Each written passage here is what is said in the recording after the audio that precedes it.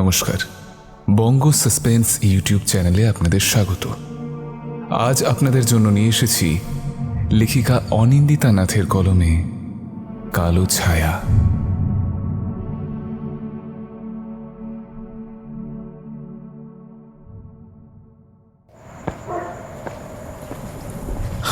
Office থেকে বেরোতে আজ আবার দেরি হয়ে গেল। ঠিক যেন রুটিন হয়ে গেছে আমার একটা। রাত, কুয়াশা আর ফাঁকা রাস্তায় একা হাঁটা। জানি রাত যত গভীর হয় কালোর উপস্থিতি তত গাঢ় হয়ে ওঠে। বসের কেবিন থেকে যখন ডাক আসে অফিস ছাড়ার মুখে, তখনই বুঝি আবার দেরি। কাজ শেষ করে বেরোলাম রাত প্রায় 12টা। বাইরে বৃষ্টি পড়ছে আর কুয়াশার দল আমায় অনুসরণ করছে। যেন যেন পথ চলতি ছায়ার দল। গাড়ি বুক করবো ভেবেছিলাম, ফোনটা বন্ধ হয়ে গেল একদম। ঠিক করলাম হাঁটবো। গন্তব্য বাস স্টপ। কেমন একটা ভয় ঢুকেছে শরীরে। পুরনো সেই ভয়টা যেটা আমি প্রতিদিন ওই বুকে চাপা দিই। হ্যাঁ, সেই ভয়টা। স্টপে পৌঁছে দেখি সব বাস ঘুমন্ত। কন্ডাক্টর ঘুম জড়ানো গলায় বলল, 15 মিনিটের মধ্যে ছাড়বে। উঠে বসি জানলার ধারে। আমি একা, একেবারে একা। ঘড়িতে তখনও 12:10। বেরিয়েছিলাম এই সময়। ঘড়িটা বন্ধ নাকি নাকি নাকি সময় থেমে গেছে এই অন্ধকারে। ফেরার পথটা আমি চিনি, কিন্তু আজ কেমন অচেনা লাগছে। সেই পুরনো স্কুল বাড়িটা, যার পাশের মাঠটা আমাকে সবচেয়ে বেশি ভয় পাইয়ে দেয়। ওই মাঠে যেন কিছু একটা আছে। কালো, হ্যাঁ কালো আছে। পা দুটোতে যেন লোহার শিকল বাঁধা। গায়ে ভার, তবুও এগোচ্ছি। মাঠের মাঝখানে গিয়ে থামলাম। হঠাৎ শুনি কুকুর কাঁদছে।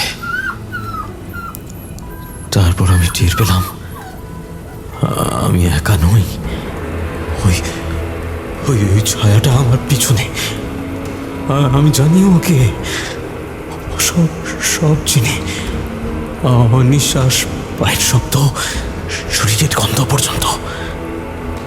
ও অপেক্ষা করে প্রতিদিন, শুধু আমার জন্য।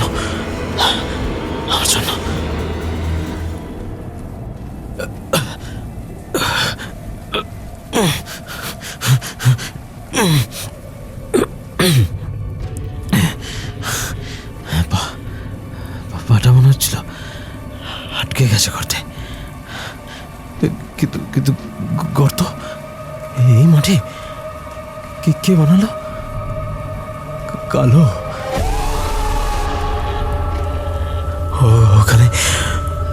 ওখানে লুকিয়ে আছে হয়তো। আমাকে টেনে নিয়ে যাবে পাতালের অন্ধকারে।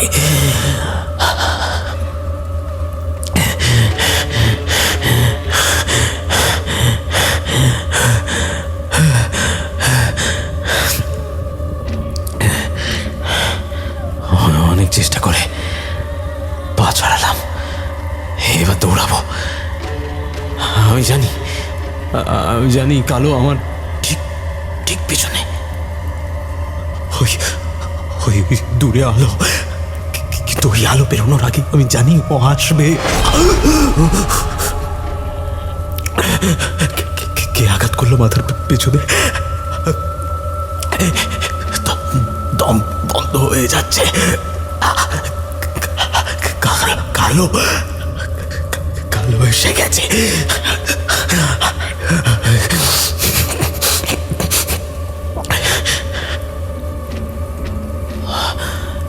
ও যতবার আসে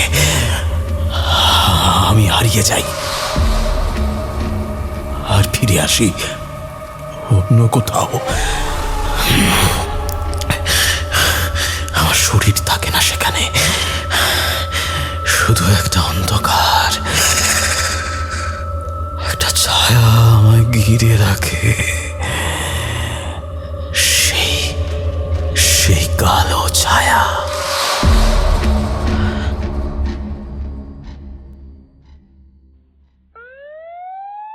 এ কি মিত্র, বডিটা এখনো পড়ে আছে, পোস্টমর্টমে পাঠাও দ্রুত।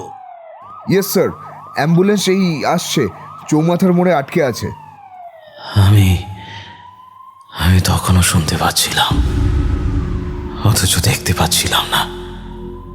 কেউ যেন আমার অস্তিত্ব নিয়ে গবেষণা করছে। কে আমি? আমি কি মৃত, নাকি আমি আবার বেঁচে উঠব?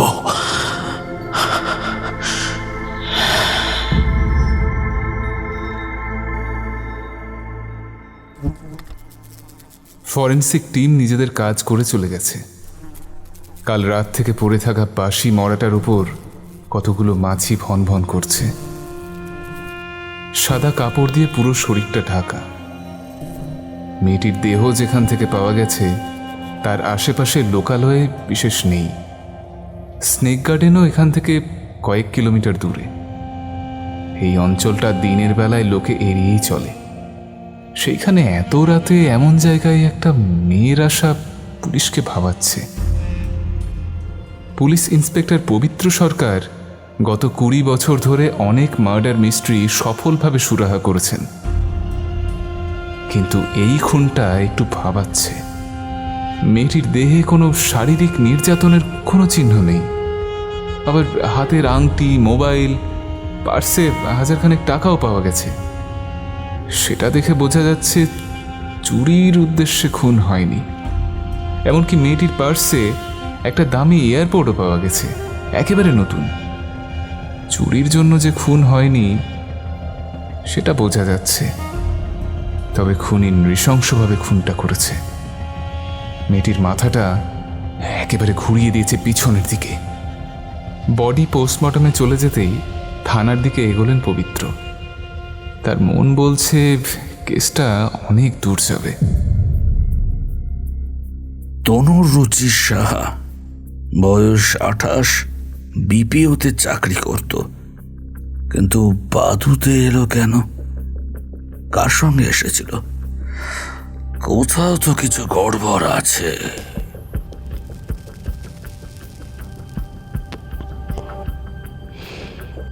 সিগারেট ধরিয়ে চারিদিকে তাকিয়ে ফরেন্সিক অফিসারকে ফোন করতেই সে বলে, না, সেরকম কোনো আসার খবর দিতে পারবো বলে তো মনে হয় না। তবুও রিপোর্টগুলো আসুক, যদি কিছু পাওয়া যায় আমি জানাচ্ছি। ফোন কাটতেই একটা বিরক্তির ছাপ মুখে চোখে ফুটে উঠল।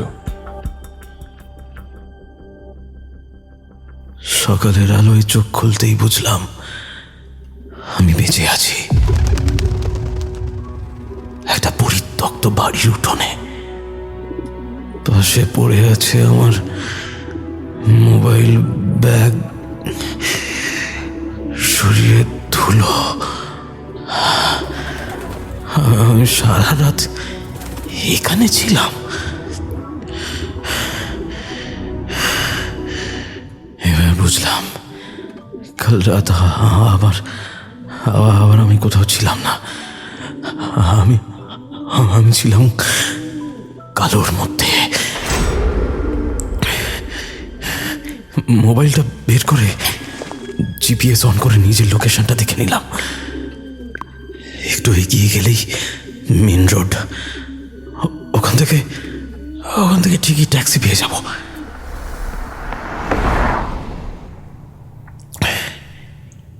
ট্যাক্সি নিয়ে বাড়ি ঢুকতে দেখি বাবা ড্রয়িং রুমে বসে আছে, আমি ঢুকতেই আমার দিকে তাকিয়ে জিজ্ঞাসা করলেন, কিরে, কাল নাইট ছিল?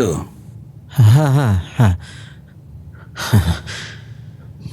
বলবো কি করেছে? আমি সারা রাত পড়েছিলাম অন্ধকারের মধ্যে, সেখানে ছায়ারা কথা বলে। কি করে বলবো? মা মারা যাওয়ার পরে বাবা আর আমি দুজন দুই দ্বীপ।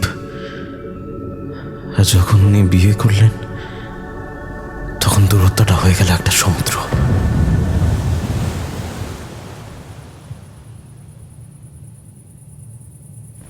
ঘরের ভেতর নিশীথ জামা বদলাচ্ছে। বাতাসে সেই পরিচিত ঘেম ও গন্ধ। কালো এসে গেছে। হঠাৎ হঠাৎ সেই ঘেম ও গন্ধ। জানি জানি ও এসেছে। আবারও সেই সেই সেই ব্যথাটা মেরুদণ্ড বেয়ে উঠে আসে মাথায়। আবার কালো আমায় নিজের মধ্যে গিলে নিচ্ছে।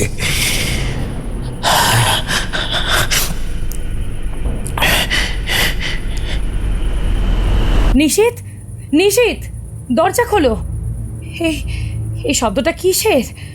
কথা বলছো না কেন? এ কি? নিশীথ, নিশীথ, ছাড়া দাও। এই মহিলাটা আমার বাবার স্ত্রী, কিন্তু কখনো আমার মা নয়। তবু আজ যেভাবে দরজায় দাঁড়ালেন, কেমন যেন মনে হলো তিনি কিছু বোঝেন, কিছু জানেন।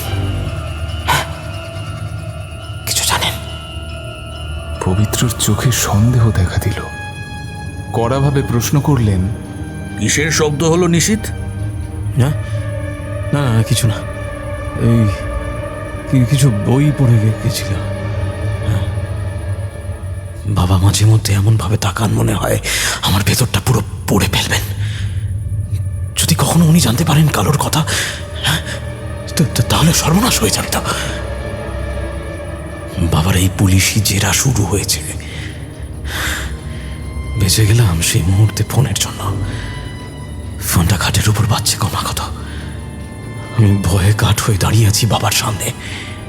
কাল রাতে অফিস করেছো, এখন একটু বিশ্রাম নাও, ফোনে পরে কথা বলবে। আমি মাথা নেড়ে হ্যাঁ বলতেই বাবা নিচে নেমে গেলেন। তাড়াতাড়ি ফোনটা ধরতেই ওদিক থেকে বসের প্রশ্নবাণ ভেসে এলো। মিথ্যে বাহানা দিয়ে আজকের মতো ছুটি ম্যানেজ করলাম।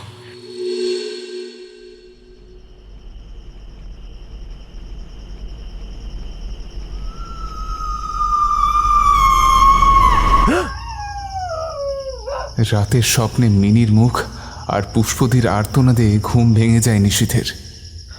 আমি ঘুমাতে চাইলেই মা আসেন, আমার গায়ে হাত বুলিয়ে দেন। কিন্তু মিনির কান্না সেই শান্তিকে ভেঙে দেয় বারবার। আর তখন তখন আমি নিজের মধ্যেই কালোকে জন্ম দিই। ধীরে ধীরে এক ভয়াবহ স্বপ্নে নিশীথের মুখ ফ্যাকাশে হয়ে যায়। ঘুমের মধ্যে আবার সেই কুয়োটা, আবার সেই কান্না, আবার আমি, আর আমার পিঠে চেপে বসা কালো ছায়া।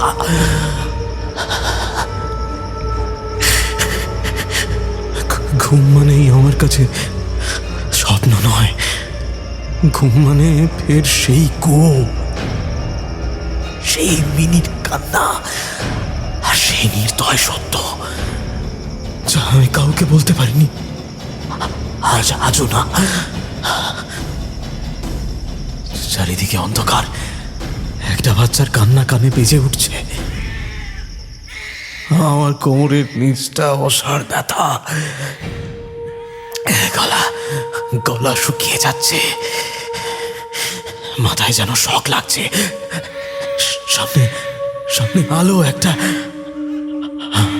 আমি দেখলাম বাবার কোলে একটা শিশু, তার নাম মিনি। পাশে দাঁড়িয়ে আছে সেই নারী, সুরঞ্জনা।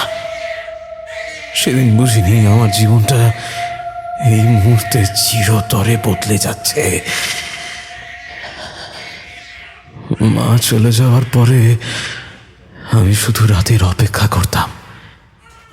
ওই সময় মা আসতো, আমার কানে গান গাইতো। কিন্তু মিনি আসার পর সব পাল্টে গেল। মা আর এলো না। মিনির কান্না ঘুম কেড়ে নিত। ঘুম না এলে মা আসতো না। আমি আবার একা হয়ে গেলাম, আবার একা। বাবা বকতেন, সুরঞ্জনা ব্যস্ত থাকতেন, কেবল আমি আর আমার ছায়া।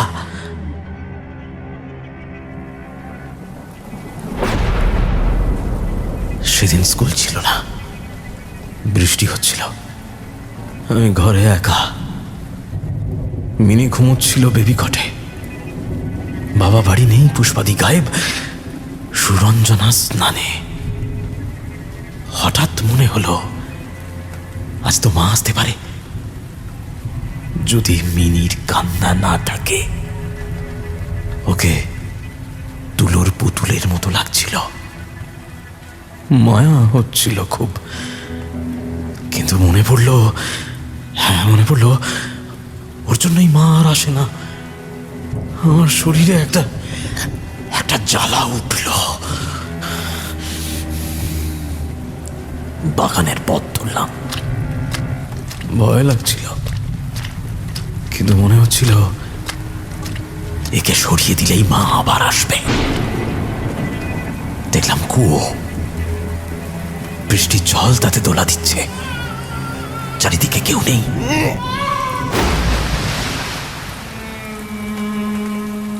মিনিকে ফেলে দিলাম ওই অন্ধকার কুয়োর মধ্যে।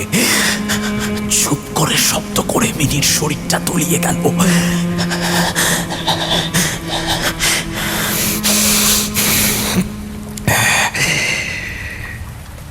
তারপর নিস্তব্ধতা।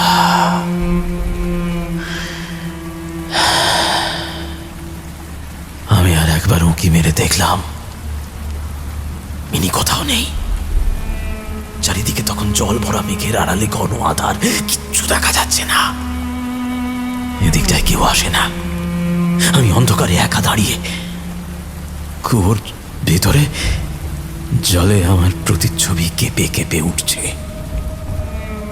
আর সেই প্রথমবার আমি দেখতে পেলাম কালোকে। আমার পিঠের উপর দিয়ে আমায় জড়িয়ে ধরে আছে, মুখহীন একটা চেহারা।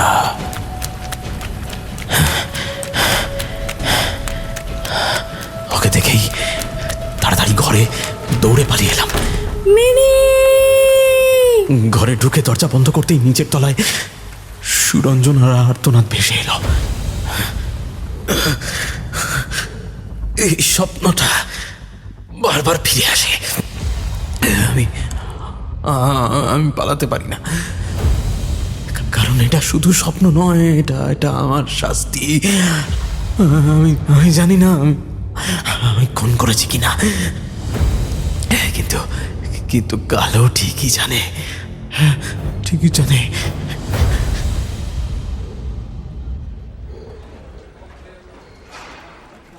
পবিত্র সরকার অফিস ঘরে বসে কি একটা ভেবে চলেছেন।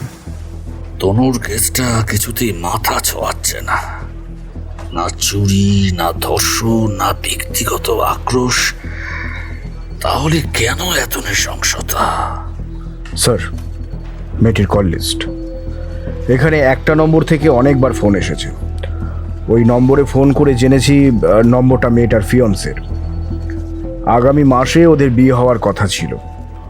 ছেলেটি এখন কোচবিহারে আছে। আর কোনো নম্বর দেখে সন্দেহ হয়? না, সেরকম কোনো নম্বর নেই। কল লিস্টের বাকি নম্বরগুলো হয় বাড়ির, নয় বন্ধুদের। আরও একটু খোঁজ নিন পোদ্দারবাবু কাজের জায়গায়। আর কোনো বয়ফ্রেন্ড ছিল কিনা সেটাও জানা দরকার। হতে পারে ব্রেকআপ হয়ে গেছে আর তনুরুচির বিয়ের খবর পেয়ে আক্রোশে খুন করেছে। ঠিক আছে স্যার, আমি খবর নিচ্ছি। পোদ্দারবাবু বেরিয়ে যেতেই পবিত্রবাবুর ফোনটা বেজে ওঠে। সাইকোলজিস্ট দেবতোষ সান্যালের ফোন। হ্যালো ডক্টর, বলুন কেমন আছেন? না, আমি জানাইনি বাড়িতে। তাহলে আগামী রবিবার আপনার ওখানে আসছি। হ্যাঁ, নিশিতা সুরঞ্জনাকে সাথে নিয়েই আসবো। ছেলেটার জন্য পবিত্রবাবুর খুব চিন্তা হয়।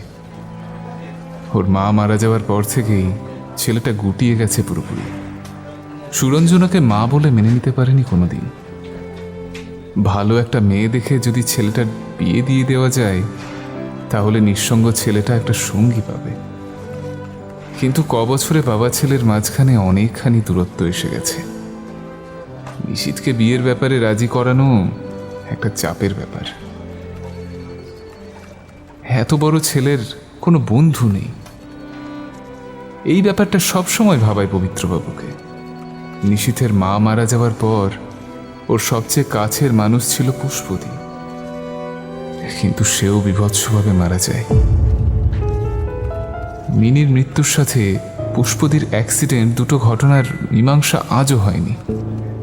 কিভাবে হবে তাও জানা নেই পবিত্রবাবুর। 2 মাস কেটে গেল। বাদুতে খুন হওয়া মেয়েটির কেসটা আজ পাকাপাকিভাবে বন্ধ হলো। পবিত্রবাবুর মন মেজাজ মোটেও ভালো না। খুনের কোনো প্রমাণ পাওয়া যায়নি, তবে মেয়েটির এক বয়ফ্রেন্ডের কিছু একটা সূত্র পাওয়া গিয়েছিল। তবে সেই বয়ফ্রেন্ড অবধি পৌঁছানো যায়নি। তার দুটো কারণ রয়েছে। মেয়েটির পুরনো ফোনটা কয়েক মাস আগে মেট্রোতে চুরি যাওয়ায় তার সব তথ্য উদ্ধার করা যায়নি। আর সোশ্যাল মিডিয়ায় মেয়েটি একদমই অ্যাক্টিভ ছিল না। লাস্ট আপডেট ছিল তাও সেই 2 বছর আগের, যখন সে কোচবিহার থেকে কলকাতায় সবে এসেছে। ব্যাস, এই তথ্য নিয়ে পুলিশ এই কেসের কোনো কুলকিনারা করতে পারেনি। অমীমাংসিত কেসগুলো ইন্সপেক্টর সরকারের জীবনের এক একটা অসফল মেডেলের মতো। মানুষ পবিত্র সরকার নিজেকে বোঝান যে পুলিশও তো একজন মানুষ, তারও তো কিছু লিমিটেশনস থাকে, কিন্তু তার পুলিশ সত্তা সে কথা শুনতে চায় না। কিছু কিছু ক্ষেত্রে হয়তো শুনতেই হয়। এই যেমন এই কেসটা, অনেক মানসিক চাপ এসে গেছে এই কমাসে। মিডিয়া, রাজনৈতিক দল উঠে পড়ে লেগেছিল, কিন্তু সুরাহা হলো না। আর সুরাহা হলো না দেখে বাধ্য হয়েই উপর মহল আদেশ দিয়েছেন কেস বন্ধ করার। পবিত্রবাবু দিন 7 ছুটি নিয়েছেন। সামনের বছরই অবসর নিতে হবে। আর মাস 8 ব্যাপার, তারপর সব কেসই পাকাপাকিভাবে বন্ধ হবে। কথাগুলো মনে পড়তেই ক্লান্ত দুপুরে একটা হতাশার নিঃশ্বাস ঝরে পড়ে সরকার বাড়ির বৈঠকখানার ঘরে।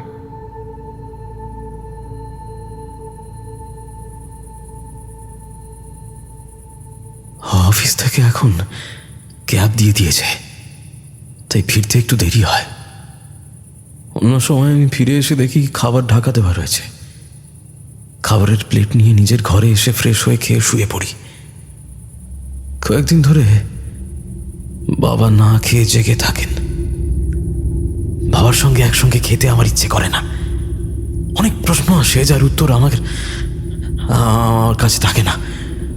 আর বাবার পাশে দাঁড়িয়ে থাকে সুরঞ্জনা, যাকে দেখলেই আমার কি হয় বলে বোঝাতে পারবো না। বাড়িতে ঢুকে দেখি বাবা রিডিং রুমে বসে আছেন। আমি ভেতরে আসছি দেখে বললেন, নিশিত, তাড়াতাড়ি ফ্রেশ হয়ে এসো, তোমার সাথে কথা আছে। ফ্রেশ হয়ে নিচে আসতেই বাবা বললেন, কাল আমাদের এক জায়গায় নিমন্ত্রণ আছে, আমরা সবাই যাব। সুরঞ্জনা পাশ থেকে বলে উঠল, তোমরা দুজন যাও, আমি যাব না, আমার কাজ আছে। কিসের নিমন্ত্রণ, কার বাড়িতে? বাবাকে আর জিজ্ঞেস করলাম না। তবে একটা শান্তি, সুরঞ্জনা আসবে না। সারাদিন অফিসে কাজ করে বাড়িতে এসে আর শরীর চলে না। বিছানায় গায়ে এলিয়ে দিতেই ঘুম জড়িয়ে ধরে আমায়, কিন্তু ঘুমাতে আমার ভালো লাগে। ঘুমিয়ে পড়লেই না মা আসে আমার কাছে, হ্যাঁ, জড়িয়ে ধরে আমায়, গান গায়, আদর করে। মা আসে, আমার কাছে আসে।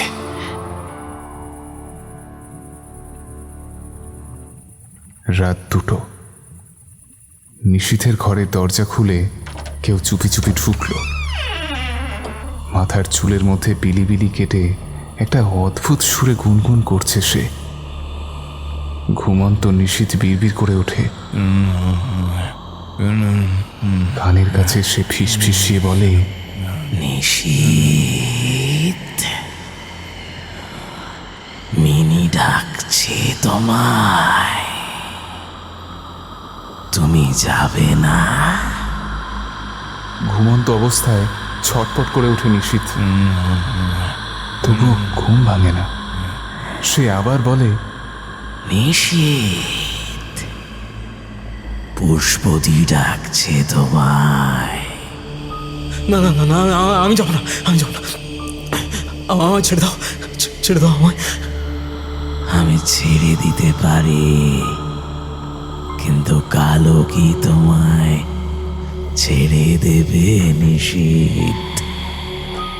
বাঁচাও, বাঁচাও, আমায় ছেড়ে যেও না প্লিজ, ছেড়ে যেও না। তাহলে আমি যা বলবো তুমি তাই শুনবে তো? শুনবো, শুনবো। Good bye. কাল বাবা তোমার বিয়ের সম্বন্ধ দেখতে যাচ্ছেন।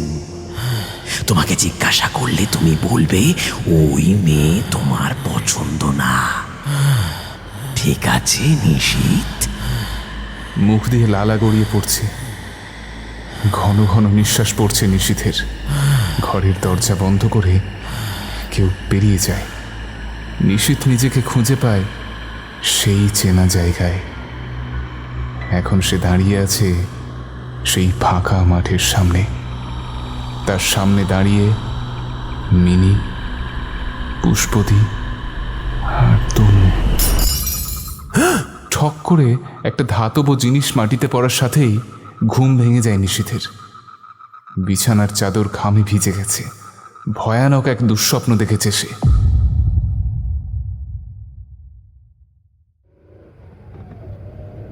সান্যালবাবুর বাড়ি যাওয়ার পথে পবিত্রবাবু বলেন, নিশীথ, শ্যান্যালবাবুর ছোট মেয়ের সঙ্গে তোমার বিয়ের কথা বলতে যাচ্ছি। তুমি মেয়েটিকে দেখো, যদি পছন্দ হয় তবে আছি। নিশীথের মাথার ভিতর অনর্গল কেউ বলে যায়, না বলে দাও। ধীর গলায় নিশীথ বলে, আমি এখনই বিয়ে মানে আরে দেখা করলে কি বিয়ে হয়ে যায় নাকি? তুমি আগে দেখো তো। ওদের তো পছন্দের অপছন্দের ব্যাপার আছে। আর 2 মাস আগেই শ্যান্যাল নিচে থেকেই আমায় ফোন করেছিল। ওনারা কোনো এক বিশেষ কাজে কোচবিহার গেছিল। ফ্যামিলির কারোর একটা বিশেষ অসুবিধা ছিল। প্রায় মাসখানেক বাদে কলকাতা ফেরে। তাই আজ আবার আসতে বলল। নিশীথ নিশ্চুপ হয়ে কথা শুনছে। যদিও এর আগে নিশীথের সাথে পবিত্রবাবু বিয়ের ব্যাপারে 2-3 বার কথা বলে দেখেছেন, কিন্তু তেমন কোনো সদুত্তর পাননি। তবুও নেমন্তন্ন রক্ষা তো করতেই হবে, তাই যাওয়া। খুব একটা আশা নেই এবারেও। তবুও ছেলেটার নিঃসঙ্গ জীবনযাপন খুব ভাবায় ওনাকে।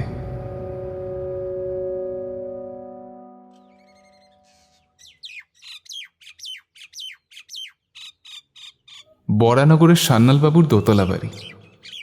যদিও ওনার চেম্বার কলকাতায়। বাড়িটা আজকালকার বাড়ির মতন ফ্ল্যাট সিস্টেমে বানানো। পবিত্রবাবুরা আসতেই ডক্টর সান্যাল উষ্ণ অভ্যর্থনা জানালেন।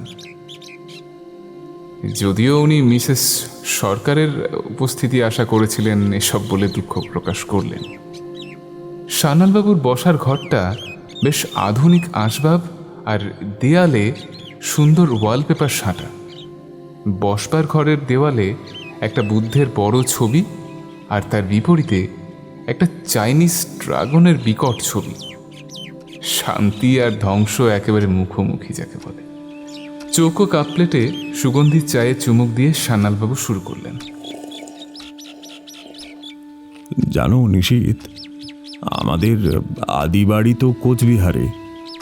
ওখানে এখনো 2 দাদা তাদের পরিবার নিয়েই থাকেন, আর এক মামা থাকেন দুঃসম্পর্কের। তার একটি মাত্র মেয়ে, কলকাতায় থাকতো। এই 2 মাস আগে সে মারা যায়, তাই কোচবিহার যেতে হয়েছিল। তাই তোমাদের আগের বার ডাকতে পারিনি। পবিত্রবাবু বললেন, ভেরি স্যাড নিউজ। কি হয়েছিল মেয়েটির? কিছু হয়নি, খুন হয়। পবিত্রবাবু নড়ে চড়ে বসলেন।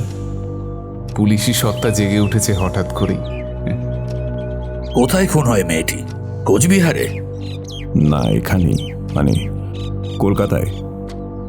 জায়গার এক্স্যাক্ট লোকেশন জানি না, তবে জায়গাটা মধ্যমগ্রাম চৌমাথার কাছে। বাদু? কথাটা বলেই পবিত্রবাবু যেন এক অস্বস্তির নিঃশ্বাস ছাড়লেন। হ্যাঁ, এরকমই শুনেছিলাম। আসলে ওই সময় আমি কলকাতার বাইরে গেছিলাম, তাই 7 দিন বাদে এসে খবর পাই। ওর অন্তিম সময় আমি থাকতে পারিনি। ওর নাম কি তনুরুচি? হ্যাঁ, কিন্তু আপনি? আসলে ওই কেসটা আমি আর আমার জুনিয়র পোদ্দার দেখছিলাম। ও হয়তো আপনার সাথে যোগাযোগও করেছিল। হ্যাঁ হ্যাঁ, 7 দিন পরে একজন ইন্সপেক্টর আসেন, তখন আমি ছিলাম না। ফোনে কথা হয়, জানতে চান তনুর সম্পর্কে। আসলে জানেনই তো, মেয়ে থাকে হোস্টেলে আর আমি চেম্বারে, তাই বাড়িটা খালি থাকে। তনু প্রথমে এখানে থেকে অফিস করতো, কিন্তু বড্ড দূর হওয়ার জন্য দমদমে পিজিতে থাকা শুরু করে। আর দেখুন কিভাবে মেয়েটা অকালে চলে গেল। ঠং ঠং করে শব্দে দুজনের কথায় ছেদ পড়ল। নিশীথের হাতের কাপ প্লেট মাটিতে পড়ে টুকরো টুকরো হয়ে গেছে। সূর্যের মিইয়ে পড়া নরম আলো এসে পড়েছে ঘরে, আর সেই আলোয় পর্দার আড়ালে দাঁড়ানো একটা কালো ছায়া দেখে ফ্যাকাশে হয়ে গেছে নিশীথের মুখ। হাত পা কাঁপছে, আর মুখ দিয়ে অস্ফুটে একটা শব্দ, কালো। ডক্টর সান্যাল তীক্ষ্ণ দৃষ্টি দিয়ে নিশীথের দিকে তাকিয়ে পবিত্রবাবুর ছেলের এরকম আচরণে বড় অপ্রস্তুত হয়ে গেছেন। সান্যালবাবু পরিস্থিতি বুঝতে পেরে আশ্বস্ত করে বললেন, আরে ব্যস্ত হবে না, ওকে আগে একটু স্বাভাবিক হতে দিন। না না না না, আমি সুস্থ, আমি সুস্থ। আমি ভয় পাই না। আমি আমি আমি কালো কালো পেছনে কালো, আমার পেছনে। কিন্তু পরিস্থিতি নিয়ন্ত্রণের বাইরে চলে গেল। বারবার পর্দার দিকে তাকিয়ে নিশীথ যন্ত্রের মতো বলে চলল। গভীর দীর্ঘশ্বাস ছেড়ে ডক্টর সান্যাল বললেন, সাইফোবিয়া। সান্যালবাবুর বাড়িতে নিশীথ অচেতন হয়ে পড়ে। সাথে সাথে হাসপাতালে ভর্তি করে অনেক রাতে পবিত্রবাবু বাড়ি ফেরেন। আজকের ঘটনার পর থেকে নিজেকে আর ক্ষমা করতে পারছেন না তিনি। ডাক্তার যদিও বলেছেন নিশীথ কয়েকদিনের মধ্যেই সুস্থ হয়ে যাবে, তারপর কাউন্সেলিং করতে হবে। নিশীথ সাইফোবিয়ায় পুরোপুরি আক্রান্ত। সাইফোবিয়া আসলে হচ্ছে ছায়া দেখে ভয় পাওয়া। এই রোগে রোগীরা নিজের ছায়া দেখেও ভয় পান, আর নিশীথ সেজন্যই সেখানে অজ্ঞান হয়ে যায়। রক্তচাপ নেমে আসে মারাত্মকভাবে।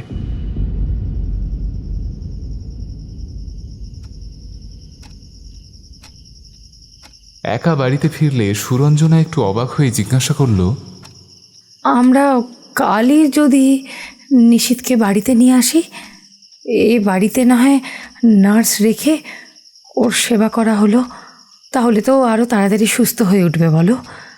পবিত্রবাবু অবাক হয়ে বলেন, কিন্তু কেন সুরঞ্জনা? হাসপাতালে ওর চিকিৎসা ভালোভাবে হবে, বাড়িতে থাকলে সেটা কি সম্ভব? পবিত্রবাবুর কথায় উষ্মা প্রকাশ পেতে দেখে সুরঞ্জনা থেমে যায়। রাত তখন 1:30 কি 2টো। পবিত্রবাবু নিশীথের ঘরে যেন কিছু খুঁজছেন। বাড়ির সব ঝি চাকর নিজেদের ঘরে ঘুমন্ত। অন্ধকার বাড়ি থেকে বেরিয়ে গেল একজন। রাস্তায় প্রহরী কুকুরও 2-1বার ফুক ফুক করে থেমে গেল। কালো আঁধার রাতে সে চলেছে জীবনের একমাত্র শত্রুকে নিহত করতে। হাসপাতালের সামনে এসেই অজ্ঞান হয়ে পড়ে যাবার নাটক মঞ্চস্থ হলো। হাসপাতালে ভর্তি না হলে তার শত্রুকে শেষ করা যাবে না। নিশীথের পাশের কেবিনে ভর্তি হলেন তিনি। একজন এলো আমার পাশের কেবিনে, ছায়ার মতো। সেই রাত থেকে আমার ওষুধের মাত্রাটা বেড়ে গেল, আর স্মৃতি তারা একে একে একে একে ঝাপসা হয়ে গেল, আর ঝাপসা। এদিকে সরকার বাড়িতে রীনা মল্লিকের ঘরে প্রবেশ করল সুরঞ্জনা। ঠাকুর ঘরের পিছনে লুকানো একটা ছোট লকার খোলা। রীনা পবিত্র সরকারের বিধবা বোন। নিশীথের জন্মের আগে থেকেই সরকার বাড়ির পাকাপাকি সদস্য। ঠাকুর পুজো নিয়েই নিজের ঘরে সর্বদা ব্যস্ত থাকেন তিনি। বাইরের জগতের সঙ্গে সেরকম কোনো যোগাযোগ নেই। সুরঞ্জনার সাথে তার সম্পর্ক ওই এক দেড়ে, ভালোও নয় মন্দও নয়। সে যে দাদার সংসারে আশ্রিতা তা তার আচরণে সর্বদা প্রকাশ পায়। আপনি জানেন না রীনাদি, আমি কি জানি আর কি দেখেছি। তবে নিশীথের ওপর আপনি সান্যাল আর পবিত্রবাবু মিলে যা করছেন, আমি আর কোনো মতেই চুপ থাকবো না, এটা বলে দিলাম।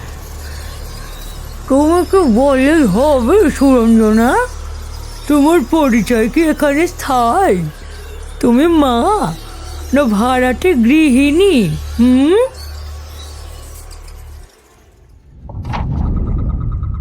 ওদিকে নিশীথের ঘরে একটা ডায়েরির পাতা উল্টে পড়ে যাচ্ছেন পবিত্রবাবু। দু চোখের জল গড়িয়ে পাঞ্জাবি ভিজে যাচ্ছে তার। 10 বছর বয়স থেকে আজ 28-এর নিশীথের জীবনের সব খুঁটিনাটি লিপিবদ্ধ রয়েছে সেখানে।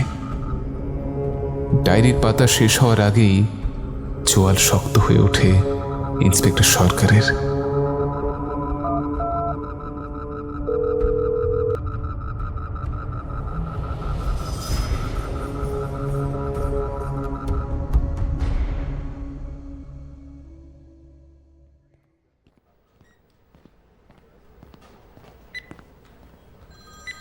হাসপাতালে 3 জন পুলিশ আর সরকারবাবু পৌঁছে যান নিশীথকে অ্যারেস্ট করতে।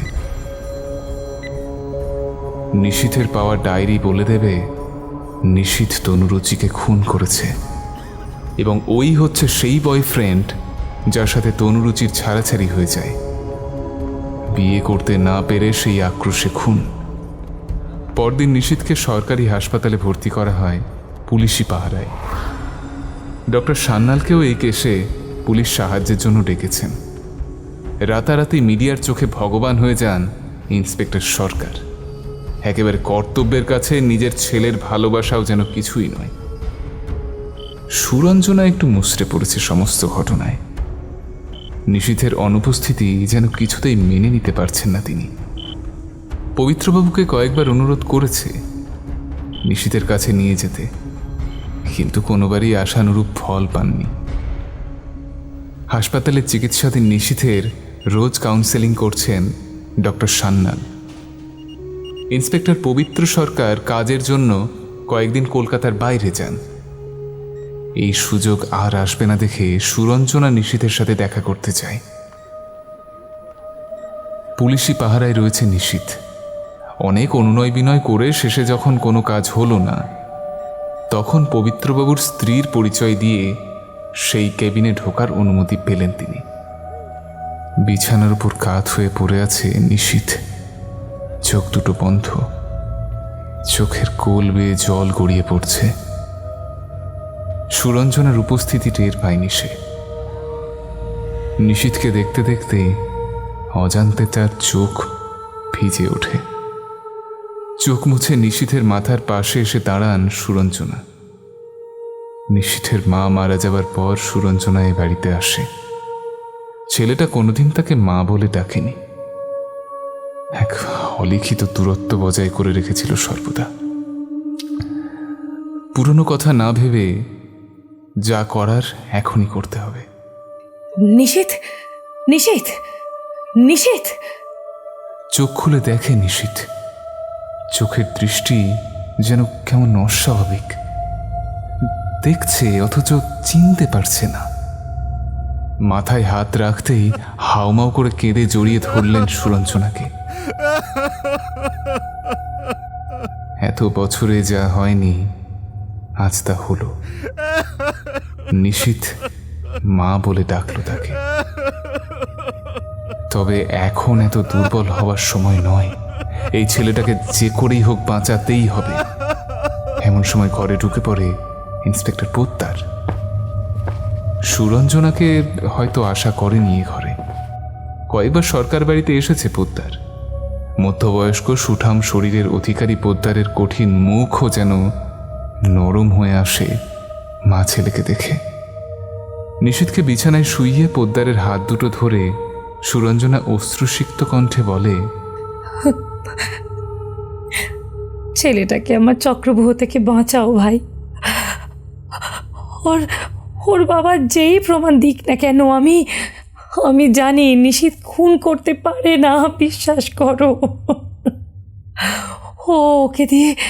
ওকে দিয়ে করানো হয়েছে। আমার ছেলেটাকে বাঁচাও ভাই, আমার ছেলেটাকে বাঁচাও। কি বলছেন বৌদি? ডক্টর সান্যাল তো কাউন্সিলিং করে আমাদের সব জানিয়েছেন। এমনকি এও জানিয়েছেন আপনার মেয়ে মিনিকেও নিশীথ ছেলেবেলায় কুয়োতে ফেলে। না ভাই না,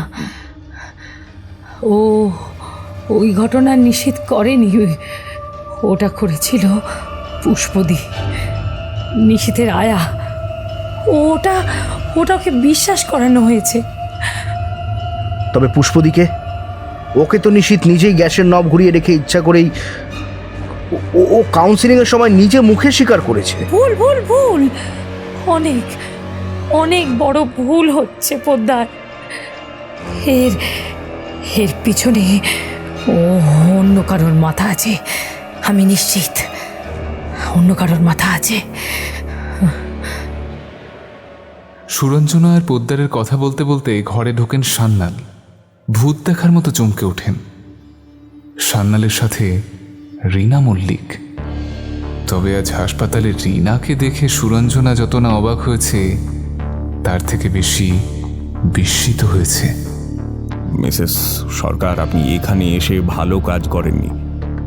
তিনটে খুনের আসামি যদি আপনাকেও। সুরঞ্জনা একেবারে চুপ করে গেছে দেখে ডক্টর সান্যাল আবার বললেন, বলা তো যায় না, হয়তো আপনি নিশীথকে খুনের জন্য প্ররোচিত করতে পারেন। সুরঞ্জনার মাথায় যেন আকাশ ভেঙে পড়ে। মুখের উপর আশঙ্কার মেঘ ঘনীভূত হয়ে ওঠে। সান্যাল আবারও বলে, ভালো চান তো এই কেস থেকে দূরে থাকুন, বুঝলেন?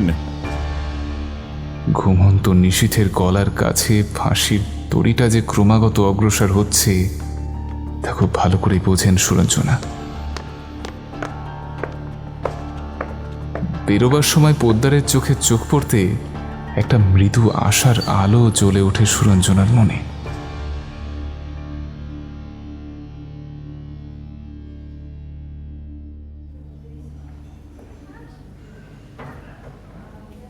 সরকার বাড়িতে আজ বিশাল পার্টি।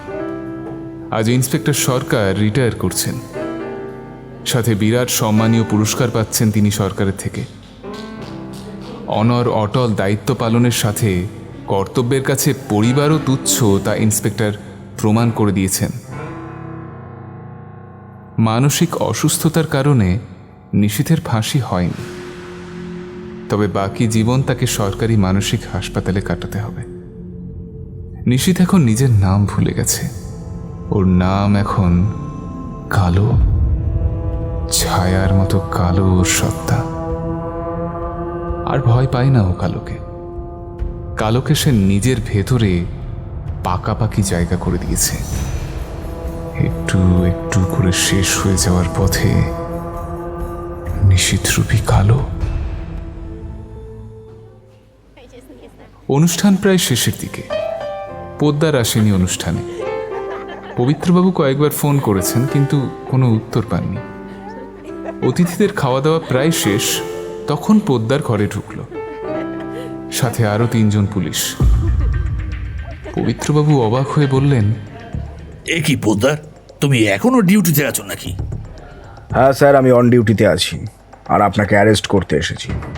হোয়াট? তোমার মাথা ঠিক আছে তো? বিস্ফারিত চোখ রিটায়ার্ড ইন্সপেক্টর পবিত্র সরকারের। ইয়েস স্যার, এই দেখুন অ্যারেস্ট ওয়ারেন্ট। আর হ্যাঁ, ডক্টর সান্যাল আর রীনা মল্লিকও ধরা পড়েছেন। অপমানে মুখ লাল হয়ে এসেছে, দাঁতে দাঁত চেপে বলেন, কাজটা তুমি ভালো করলে না পোদ্দার। ভুলে যেও না, আমি রিটায়ার করলেও কিছু পাওয়ার আমারও আছে। ভুলিনি স্যার, তবে পাওয়ার দিয়েও আর কিচ্ছু হবে না। সব প্রমাণ আপনার বিরুদ্ধে। খাঁচায় বন্দি সিংহের মতো গর্জে ওঠে সরকারবাবু। পোদ্দার বলে চলেন, সুরঞ্জনা বৌদি সাহায্য না করলে এই কেসের সমাধান হতো না। তবে সবাই যখন সামনে আছেন, ঘটনাটা শুরু থেকেই বলি। অনেক বছর আগের ঘটনা, তখন থেকেই এই ঘটনার সূত্রপাত। নিশীথের মায়ের, অর্থাৎ আপনার প্রথম স্ত্রীর সাথে আপনার সম্পর্ক ভালো ছিল না কোনো কালেই। আপনার এই পাতানো বোন অর্থাৎ রীনা মল্লিকের সাথে আপনার অবৈধ সম্পর্ক উনি মেনে নিতে পারতেন না। আপনিও রীনার সঙ্গে প্রেমের সম্পর্ক কেটে বেরিয়ে আসতে পারছেন না। তখন তাকে বিধবা বোন সাজিয়ে বাড়িতে নিয়ে আসেন। আপনাদের অসতর্ক মুহূর্তের কিছু প্রমাণ নিশীথের মায়ের কাছে এসে যায়। সম্মানহানি, সাথে চাকরি যাবার ভয়ে আপনি আর ওই রীনা মল্লিক প্ল্যান করে ওনাকে খুন করেন। পুলিশি বুদ্ধি খাটিয়ে প্রমাণ লোপাট করে দেন। কিন্তু একজন আড়াল থেকে সব কিছুর সাক্ষী হয়ে যায়, আর সে হলো নিশীথ। ভয়ে, আতঙ্কে, মানসিক ও শারীরিকভাবে সে অসুস্থ হয়ে পড়ে। তারপর শুরু হয় আপনাদের অন্য খেলা। লোকের চোখে আর সমাজের চোখে ধুলো দিতে 6 মাসের মেয়ে সমেত সুরঞ্জনাকে আপনি বিয়ে করার নাটক করেন। ওদিকে ডক্টর সান্যালের করা ওষুধ আর হিপনোটিজম করে নিশীথকে দিয়ে একের পর এক পাপ করাতে লাগলেন। সুরঞ্জনা বৌদিকে দুর্বল করার প্রয়োজন ছিল দেখে পুষ্পদিকে দিয়ে মিনিকে মেরে ফেলার ব্যবস্থা করেন। পরের ঝামেলা আর কতদিন বয়ে বেড়ানো যায়। আর ওদিকে পুষ্পদিও পরের দিন সিলিন্ডার ফেটে মারা যায়। সবটা অ্যাক্সিডেন্টের মতো সাজানো। রীনা দেবী নিশীথকে বিশ্বাস করায় 2টো খুন নিশীথই করেছে। আর কি, ছকে গুটি পড়ে যায়। সবই ভালো চলছিল জানেন, কিন্তু এর মধ্যে নিশীথের জীবনে চলে আসে তনুরুচি। নিশীথের জীবনে কেউ আসলে তাকে আর কন্ট্রোল করে রাখা সম্ভব হবে না। আর নিশীথের মুখ দিয়ে যদি ওর মায়ের খুনের সমস্ত ঘটনা বেরিয়ে আসে, তাহলে বিপদ। তাই প্ল্যান করে তনুরুচিকে সরিয়ে দেওয়া হলো। তাকে সাজানো হলো ডক্টর সান্যালের আত্মীয়। খুন করে নিশীথকে রাস্তায় একা পেয়ে ওর অসুস্থতার সুযোগ নিয়ে খুনের আশেপাশে ওর এভিডেন্স ফেলে আসা হয়। স্যার নিজের ছেলেকে ফাঁসির দড়িতে ঝোলাতে চাননি, অথচ পথের কাঁটা দূর করতে পাগল সাজানো ছাড়া আর কোনো রাস্তা ছিল না। পুত্রশোকও পেলেন না, অথচ ছেলেকে দোষী সাব্যস্ত করে সবার সামনে মহান সেজে গেলেন। কি চমৎকার প্ল্যান! কিন্তু সব কিছু ভেস্তে দিল সুরঞ্জনা বৌদির মাতৃত্ব। সৎ মা হয়েও তিনি উদ্ধার করেন নিশীথের ডায়েরি রীনা ম্যাডামের ঠাকুর ঘর থেকে। যা দেখে সেদিন বিপদের আশঙ্কায় স্যার নিশীথকে পুলিশের হাতে তুলে দেন, আর সাজানো প্ল্যানগুলো আইনের সামনে তুলে ধরেন। ব্যাস। খুনের প্ররোচনা আর নিশীথকে ভুল ওষুধ খাওয়ানো আর প্রমাণ লোপাট করার জন্য ডক্টর সান্যালের 7 বছরের জেল হয়, সাথে লাইসেন্সও ক্যান্সেল হয়। আর পবিত্র সরকার, রীনা মল্লিকদের যাবজ্জীবন কারাদণ্ড হয়।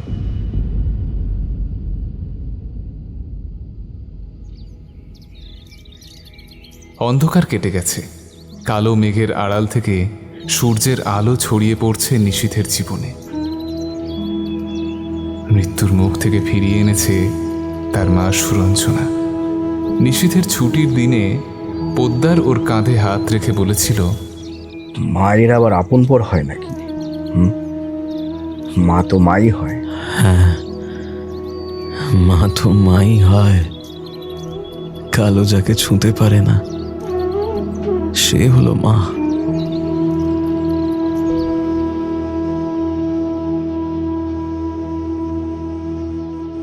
কালো কালো এসে যাচ্ছে আবার পেছন থেকে। দেয়ালে হঠাৎ নিজের ছায়া দেখে চিৎকার করে ওঠেন পবিত্রবাবু। জেলের অন্ধকারে পবিত্রবাবুর মানসিক সমস্যা দেখা দিয়েছে। প্রায়ই কালো কালো বলে চিৎকার করে ওঠেন, কেউ দেখতে পায় না, কিন্তু উনি অনুভব করেন একটা ঘেমো গন্ধ, মেরুদণ্ড বেয়ে একটা ব্যথা মাথায় অনুভূত হয়। একটা ভারী কিছু পিঠের উপর চেপে বসে, ধীরে ধীরে গ্রাস করে নেয় শরীরটাকে। সেটা আর কেউ নয়, জমাট বাঁধা অন্ধকার অবয়ব, কালো ছায়া।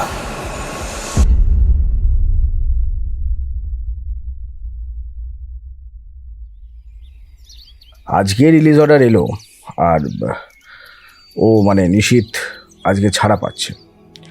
সাইকোলজিস্ট রিপোর্ট বলছে ও সম্পূর্ণ সুস্থ।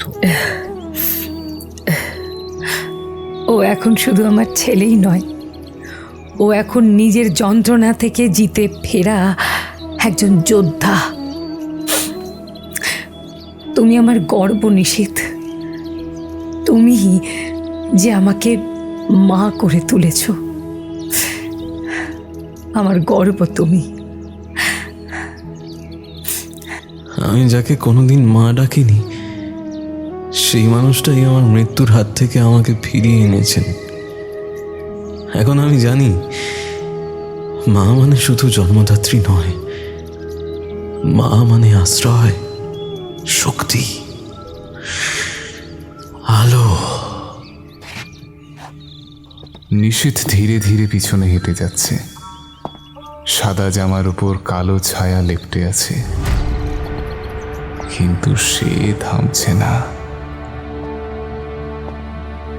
কালো ছায়া আমার পিছনে আছে, যেমন প্রত্যেকের থাকে। তফাৎ শুধু আমি এখন জানি, আমি আর ও আলাদা কেউ নই। আমি নিজেই আমার কালো ছায়া।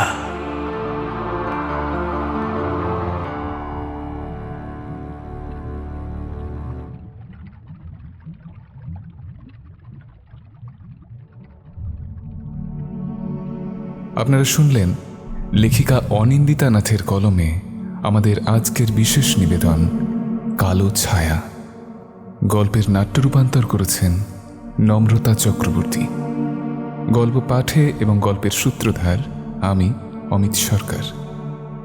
এছাড়া বিভিন্ন গুরুত্বপূর্ণ চরিত্রে কণ্ঠ দিয়েছেন কৌশিক ব্যানার্জি, সৌরভ সাহা, দিতিপ্রিয়া রায় গাঙ্গুলি, এনামুল খান, শুভদীপ ঘোষ এবং আমি অমিত সরকার। আবহ সম্পাদনায় ছিলেন সায়ন দত্ত। ধ্বনি সংযোজনে রিম্পা ঘোষ।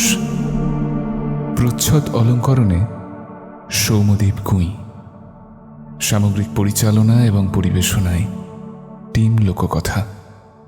তাহলে কেমন লাগলো আমাদের আজকের নিবেদন? কমেন্ট করে অবশ্যই আমাদের জানাবেন। আর আমাদের চ্যানেলে নতুন হয়ে থাকলে চ্যানেলটি অবশ্যই সাবস্ক্রাইব করবেন। আর সেই সঙ্গে শুনতে থাকুন বঙ্গ সাসপেন্স, যেখানে গল্পের আড়ালে থাকে রহস্য, আর রহস্যের আড়ালে